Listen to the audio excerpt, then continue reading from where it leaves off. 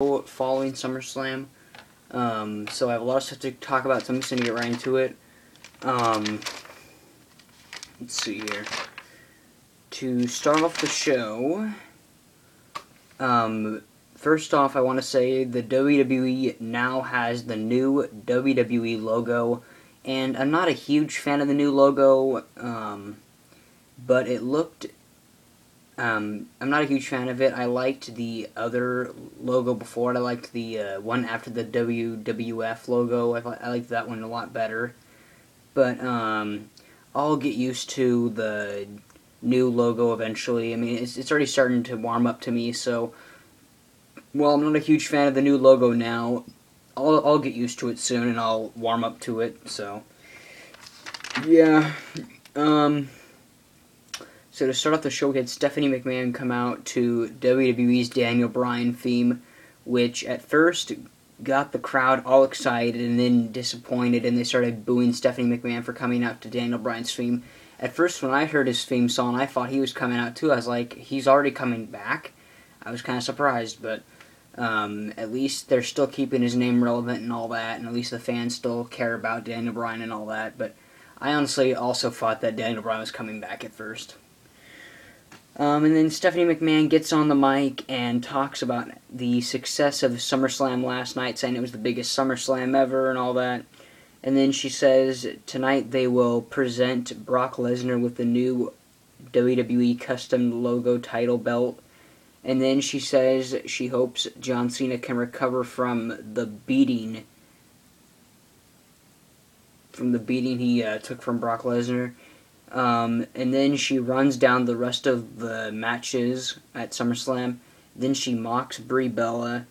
And then Stephanie has Nikki Bella come out. And Nikki says Brie was selfish since they were kids, and mocked Nikki for never getting married, which I thought was actually kind of funny that they implied that she never got married to John Cena. And then Nikki runs down Daniel Bryan, saying that Brie married a little troll and all that, mocking Daniel Bryan and all that. And then Brie Bella comes out seeking an explanation and how she feels hurt, but that she can forgive Nikki, all this. And then Nikki slaps her, and then Brie leaves the ring crying. To me, this was all kind of a weak segment. I really did not really care for it. I mean, I was fine with Nikki turning heel. I mean, it made sense for SummerSlam, but now that these two are feuding, I just don't care. I don't know about you guys. I don't care about this at all. And I can already tell that these two are going to have a match at Night of Champions, but I'm just not going to care for it, really. I would much rather see Brie Bella versus Stephanie McMahon again, or something like that. I don't know. I just don't really care for it, but I guess it makes sense why they would have Brie versus Nikki, but I just won't really care too much about it, but maybe I'll change my mind. Then we had Eric Rowan and Luke Harper versus Big Show and Mark Henry.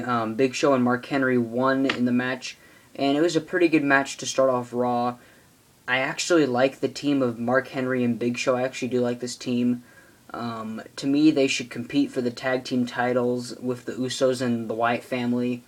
Cause what I would do if I was them, if I was the WWE, because the Usos are not really doing anything with the titles, I would let the Big Show and Mark Henry have them for a while, and then feud with the Wyatts for a couple of matches, and then the Wyatt family eventually wins it. I'm honestly surprised that Eric Rowan and Luke Harper have not won the tag team titles yet. I'm pretty surprised.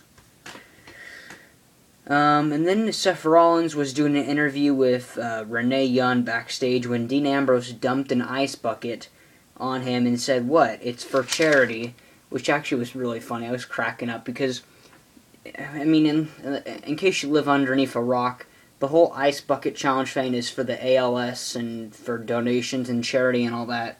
It's everywhere around the world people are doing it. So I just thought it was funny how the WWE put that into this storyline. It cracked me up when Dean Ambrose dumped it on him and then said, "What? It's for charity." And then they brawl backstage until officials break up the fight. And this was a funny segment. I enjoyed this. Then we had had Paige versus Natalya, and before the match, Paige said she respected and liked AJ, and that she will dedicate this match to her. And then AJ comes out during the match, distracts Paige, and then Natalya rolls Paige into a pin to win. And then AJ gets on the mic and says, despite everything, she respects Paige and likes her and dedicates her life to her. And then AJ wanted to shake her hand, but Paige retreated. And then, to me, both of them are crazy. I don't know, to me this is just a little too weird that they're too respectful towards each other. I mean, I get that there's respect, but it's starting to turn into like some kind of lesbian shit here. I don't know, I don't really like it too much. The whole I like you back, I don't like this shit. I mean, it's just weird for me, and I don't know. I mean, I'm glad that these two are still feuding. I can see them fighting again at Night of Champions, and I get that they're just playing mind games with each other, but they gotta kind of stop with this weird thing here. I mean, they both just gotta say, I don't like you, or I don't know. Let me know what you guys think of this shit. I just think it's kind of weird, but either way, I still like this feud between Paige and AJ. And then the Authority, Triple H and Stephanie, show the new WWE title, the new World Heavyweight Championship, and I guess they got rid of the original World Heavyweight Champion, because like they only had one belt instead of the two. Like the World Heavyweight title was not there, just the new title. Like, there was no two titles, so I guess they're only going to have one now, which is better to me. I didn't really like it when they had two championships. To me, they should have just always had one. But, either way, so the world title is no more. It's just now the WWE World Heavyweight Championship with the new WWE logo, with Brock Lesnar's skull etched on the sides. Pretty cool looking title, I guess. And then Brock Lesnar and Paul Heyman come and take pictures with the belts and with the Authority. Like, they go all around the ring taking pictures, which I thought was actually kind of funny. And then Paul Heyman hypes up Brock Lesnar some more, calls him the new World Heavyweight Champion, and then Paul Heyman reveals that John Cena is not at Raw tonight and cannot physically be there. And then Heyman admits that John Cena took an ass-kicking and that John Cena earned his respect. And, I mean, then Paul Heyman talked about the suplexes, eat, sleep, conquer, eat, sleep, suplexes, repeat, which I thought was kind of funny at first, but, I mean, he was really going on and on. I was kind of getting a little annoyed because, I mean, he just kept on rambling on and on about the suplexes and about Brock Lesnar. And don't get me wrong, Paul Heyman's a great promo guy. I just got kind of annoyed after a while. I was like, alright, let's get to the point here. But it was funny, though, when Paul Heyman said that his own kids like John Cena, which I thought was actually kind of funny. But still a pretty good segment and good promo by Paul Heyman. It's just when he keeps on going on and on about the same thing, I'm like, all right, come on. But still a pretty good promo by Paul Heyman and a pretty good segment. And then I was surprised to see this on Raw already. I thought that this would be a Night of Champions or something, but I guess not. We had the Intercontinental Championship rematch between Dolph Ziggler versus The Miz, and I was kind of mad because they cut Dolph Ziggler's entrance to commercial, which you never do for a champion. That is completely disrespectful. But they cut his entrance to commercial, which pissed me off. They should have done that for The Miz, since he's no longer the champion, but no, they do it to Dolph Ziggler. Really? And then, so Dolph Ziggler retained his Intercontinental Championship, which was the right move. If he had lost it that soon to The Miz, it would have made no sense and it would have been bad. But he retained his championship by a count-out, and then The Miz tries to attack Dolph Ziggler after the match, but ends up getting a zigzag from Dolph Ziggler. So I don't know what they're going to do now. Maybe they'll use this excuse of the whole count-out thing as an excuse to have another rematch between Dolph Ziggler and Miz. I don't know, we'll just see what happens, but it was an okay match until, I mean, I get why they had the count-out, because you have to make both of them look strong after the pay-per-view. You had to make The Miz look good, you had to make Ziggler look good, so a count-out will do it, but maybe now these two will have another rematch, or maybe Dolph Ziggler will move on to something else. We'll find out.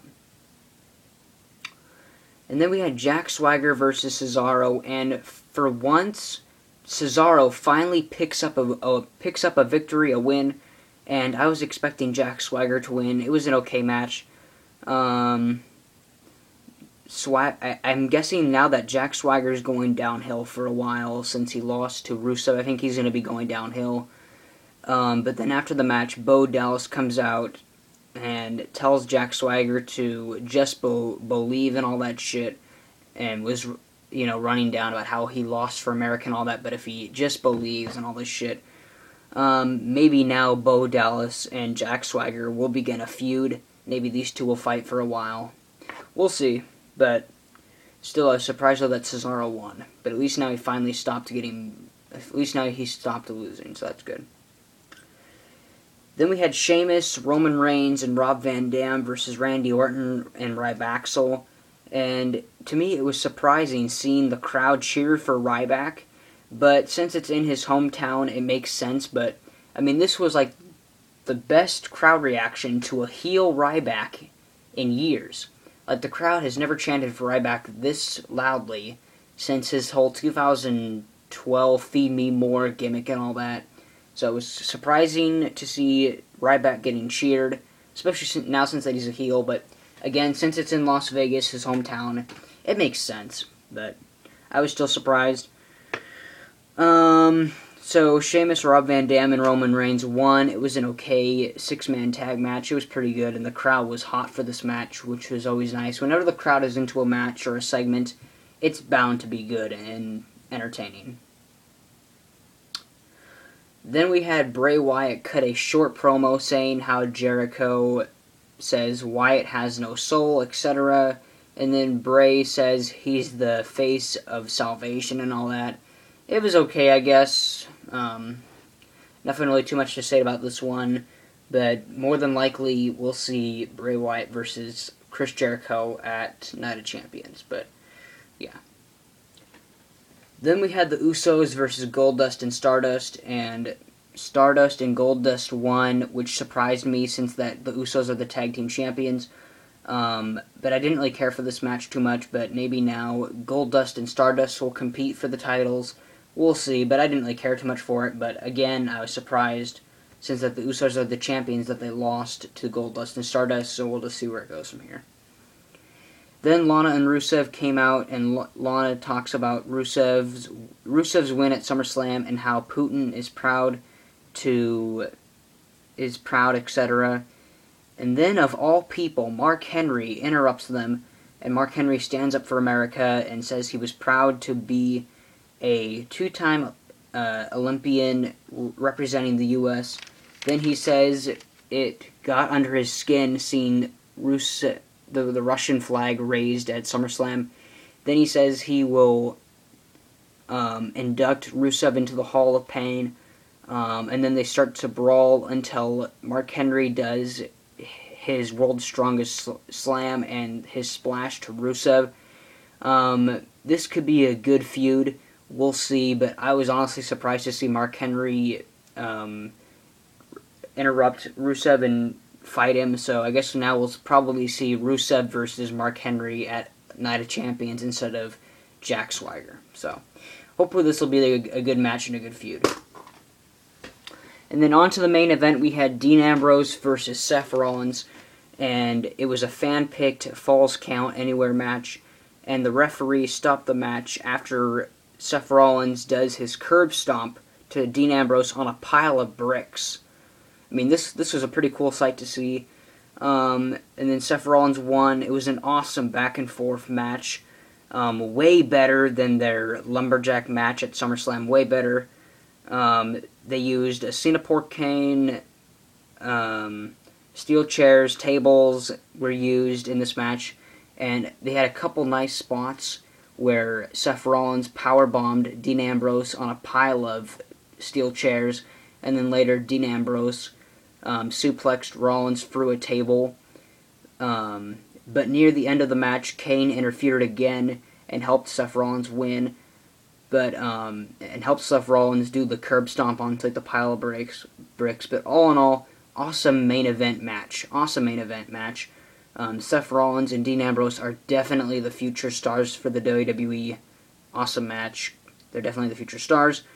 All in all, Raw was alright. Pretty good matches after SummerSlam and helped build Raw for weeks to come. Let me know what you guys think of Raw, and I will see you guys later.